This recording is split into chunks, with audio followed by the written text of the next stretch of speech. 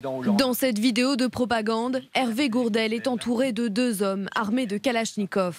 Les ravisseurs menacent de l'exécuter ce soir si la France ne cesse pas ses opérations militaires en Irak. Hervé Gourdel s'exprime également sous la contrainte et demande à François Hollande de le sortir de cette situation. Âgé de 55 ans, le Français est un guide de haute montagne et photographe.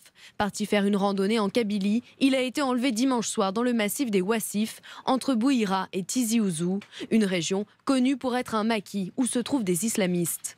Hervé Gourdel était arrivé en Algérie un jour plus tôt.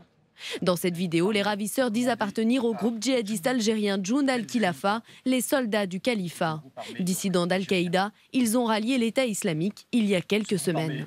L'État islamique jouit d'une très grande aura à l'international, ce qui a fait qu'il y a des myriades de groupuscules djihadistes au Sahel ou au Moyen-Orient qui ont prêté allégeance ou affiché leur soutien à l'État islamique, mais qui n'ont pas forcément encore de lien opérationnel avec les cellules basées en Syrie et en Irak. Cet enlèvement intervient juste après la diffusion de cette vidéo de l'État islamique dans laquelle le porte-parole du groupe appelle ses partisans à tuer des civils français.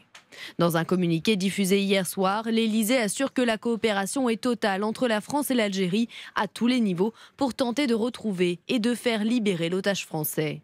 Une vaste opération menée par des centaines de soldats algériens est toujours en cours dans cette région montagneuse. Face à ces menaces et au chantage de l'organisation terroriste, Manuel Valls affiche sa fermeté. Depuis Berlin, où il est en visite officielle, le Premier ministre a réaffirmé ce matin que tout serait fait pour sauver l'otage, mais qu'il n'y aura aucune négociation avec les djihadistes. On l'écoute. C'est toute la perfidie du terrorisme que d'avoir recours au chantage, à la mort, à menacer. Et si on cède, si on recule d'un pouce, on lui donne cette victoire.